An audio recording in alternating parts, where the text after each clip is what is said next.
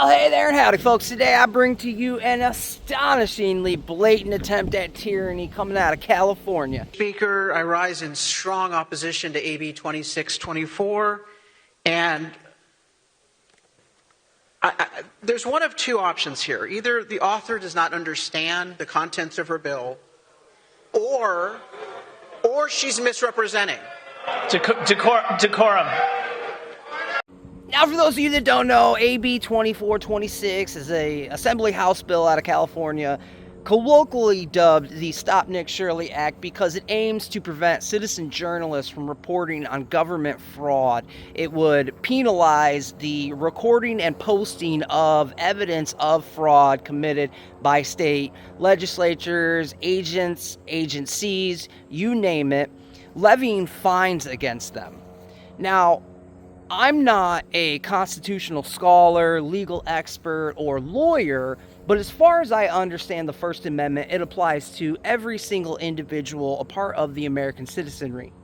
Therefore, the government has no right to limit, much less penalize, the sharing of non-classified information. So what exactly in the Democrats in California's mind makes them think that this is, well, firstly, appropriate, but secondly, constitutional? Decorum. Assemblymember Schultz, you are recognized. Point of order, Mr. Speaker. Point, sir. The member from San Diego is quite literally attacking the author of the bill. I would ask him to respect the custom and traditions of this body. Okay. Assemblymember DeMaio, you do know that we cannot impugn the motives of members. Can you restate the way that you're trying to make this point, please? I'm sorry, what? Literally attacking? Look, you may not like the way that this gentleman is framing the intentional misrepresentation by this bill's author. You may not like it, that's fine. But to sit here and say that he is literally attacking them for simply accurately describing the only two possibilities here for the obfuscation of what this bill in fact does is completely hyperbolic. But beyond that, I think it is so wild that you can literally lie to a legislative body on the legislative floor during a legislative session. But if you, another individual in that body, calls that liar a liar, you will receive more reprimand than the liar themselves. In fact, that liar will be allowed to continue obfuscating the truth of their proposed legislation while you are silenced for telling the truth. The author of the bill is not accurate in her presentation of what the bill does. And it's important, whether you support it or not, it's important for people to know the truth. First and foremost, this bill is not needed because we have extensive state law that prohibits violence and harassment. All of those laws can be used to protect anyone who's being targeted unjustly with violence, intimidation, or threats.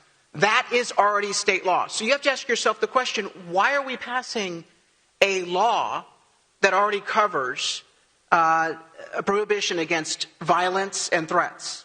Well, I think the answer to that question is pretty obvious to anybody with two brain cells to rub together, and it is clearly the intent of the bill to silence Americans, to strip them of their First Amendment right to redress government, expose government corruption. The entire purpose of this bill is to protect and maintain the corruption schemes and regimes that Democrats have put into place in democratically controlled states all across the country, whether we're talking about my home state of Illinois, whether we're talking about Minnesota up there with all the fraud that we've seen, or we're talking about California Democrats with the fraud that we know is going on there. Because Nick Shirley has exposed them time and again in just the last year, they are passing bills to try and strip the citizenry of their First Amendment right to free speech and freedom of press. It is not the Republicans doing this. It is not libertarians doing this. It is not independents doing this. It is Democrats in democratically controlled states doing everything in their power to deny you your civil liberties. And this isn't the first time that they've done it. This should be no surprise to you or anyone else watching this video, or in America for that matter, because they have for the past however many decades done the exact same thing in stripping us of our Second Amendment, our constitutionally protected Second Amendment right to keep and bear arms. They have gone out of their way. They have lied. They have obfuscated. They have subverted law and government and theory so that they could justify blatantly unconstitutional laws when it comes to our right to keep and bear arms. And they are doing it today, here and now, coming after our First Amendment right to speak freely, to report on and act as the press, and our ability to redress governments. One of the most foundational, perhaps the most foundational right of our nation, because it was the lack of representation, the inability to redress the crown, which spurred the revolutionary fervor within America at our founding. And though it was them coming for our weapons that ultimately made that war go hot, it was the inability of tax-paying citizens to address their government for things that they felt they were slighted. And here today in 2026, we see Democrats doing the same thing. Well, let's take a look at what the law actually does different in state law. First and foremost, it limits the First Amendment rights of citizen journalists to record and post evidence of fraud. That's why we nicknamed this bill the Stop Nick Shirley Act. This bill came about in response... Excuse me, Mr. DeMaio. Mr. Schultz, state your point of order. Point of order. The member from San Diego is referring to a name of this legislation that does not accurately represent the bill up for debate on the floor today. Thank you, Mr. Schultz. Your point is well taken. That is not the name of the bill. That is not the purpose as defined by the author. You may continue, Mr. DeMaio. Before I continue with my time... Do you wish to appeal the ruling of the chair, sir? I wish to appeal the ruling of the chair on the basis... There's no way to explain it. You just appeal the ruling of the chair. Is there a second? Motion does not continue without a second. You may continue, Mr. DeMaio. As I was saying, as nicknamed the Nick Shirley Act... Excuse me, Mr. DeMaio. It is not nicknamed that. It has not been defined. Excuse me, Mr. DeMaio. Just wait a moment. I've now already ruled on that. If you continue, we're just going to move on. Few things about this interaction right here. Firstly, the guy running the show who's very irritated about this bill being referred to as the Nick Shirley Act, that right there is an authority who realizes his authority cannot deny a truth he does not want spoken. That face that he makes when he asserts that this is in fact not the nickname of the bill, that is the face of a man who knows he is losing control. He no longer is in charge of the game. And he's desperately trying to regain that control by denying the truth. And it's hilarious because it's like, who are you to decide whether or not that's the nickname of the bill? Because that's been the nickname of the bill since its inception months ago. That's what the entire nation has been referring to it as since we first heard about it. But you, because you don't like it, because you don't like how easily and accurately it conveys what the actual intention and effect of that bill is, you're going to say, no, it is not. That is not the nickname. So says my authority. And if you do not agree with my authority, you will be silenced. Get the fuck out of here. But secondly, and more importantly, I would like you to notice, if you haven't already, that they are not standing up to say that he's misrepresenting, that he is lying. When he called a liar, he got told to be quiet. And when he tells the truth, they don't try to deny it. They don't try to assert that he is in fact misrepresenting the bill. Not lying, not misrepresenting, not obfuscating. No, their entire complaint, their entire objection is his use of the colloquial nickname Nick Shirley Act. Because, again, it so easily and so effectively conveys what this bill in fact does. One of my major arguments here is that this body is trying to limit First Amendment rights of citizen journalists. That's exactly what you're trying to do to me, a duly elected representative, trying to criticize this bill and persuade people not to adopt it. You are showing true colors when you try to stop my arguments on this floor. You can try to stop me from speaking on the floor, but the truth will prevail. Let me talk to you about the truth. Section B1, 6219B1, is very clearly a section that says that if someone records and posts video evidence online, they are in violation of this law. Section 4 of that same provision says that they can be sanctioned in court for violating the law. That is what you are doing. So when the author says, this doesn't stop people from recording people in public, well, that part is true. It punishes them if they post the video online, which has always been our objection to this bill, which has always been the nature of unconstitutional infringement on First Amendment rights.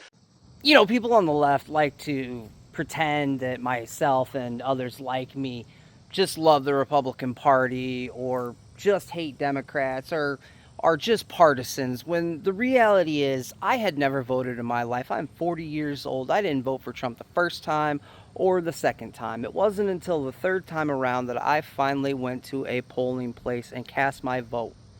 Not because I love Trump so much, not because I am a Republican, but because I saw the way that they tried to assassinate Trump's character for disagreeing with them, and because I saw the way that they attacked our Second Amendment right with red flag laws and magazine restrictions and platform bans, because I saw the way that they violated our First Amendment rights during the pandemic when they pressured Facebook and other social media companies to limit and restrict speech that they didn't agree with.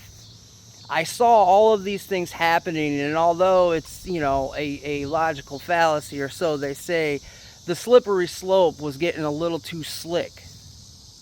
And I knew that ultimately we would end up somewhere like this, and here we are in 2026, even with Trump having won the White House, even with the Republicans having majority in Congress, we still are seeing within these democratically controlled states blatant restrictions on our constitutionally protected rights. I mean, could you imagine being a party that says that their rights have been violated and taken away from them because authority over abortion laws has been returned to the states its proper place? After all, there is never an inkling of an allusion to the right to abort your unborn child in the Constitution. Doesn't exist. You can read through it however you want. They will cry that their rights have been violated, their rights have been taken away because of that. They can still actually obtain those in certain states, and then turn around and blatantly take away our First and Second Amendment rights, the foundation of the Bill of Rights and our Constitution.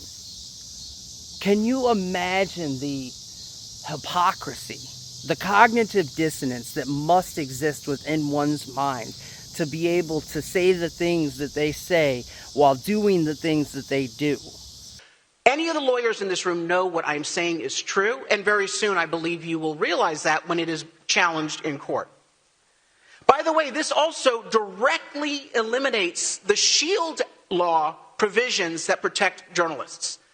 One part of your amendment in this updated version of the bill specifically eliminates the exemption for journalists.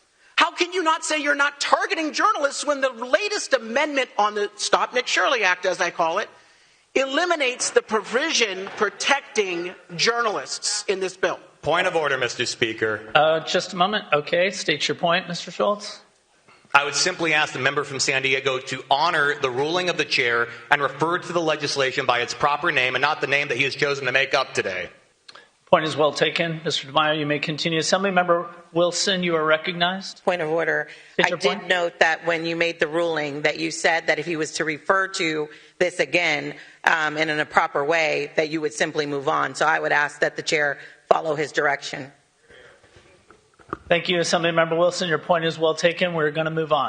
And there you have it, folks. No denial, no rebuttal, because the truth of what Mr. DeMaio was saying could not be any clearer. It's in plain black and white in the bill, in the amendment. So their only answer is to silence the man, because they don't like the way he refers to the bill. Make no mistake, America, you too will be silenced if people like this are allowed to ever get into power. They have no qualms with not just violating our rights, but completely stripping us of them. If you want to continue to be able to speak freely in America, I very strongly suggest that you do not cast votes for anyone currently representing the Democratic Party. And I know that sounds extreme. I know that sounds partisan. But when I look at the governance of Illinois, when I look at the governance of New York or New Jersey or Minnesota or California, I see rights being stripped away from their citizenry while they are taxed more and more. If you want to become a serf, if you want to become a second-class citizen, a slave under the state, by all means, go and cast that Democratic vote.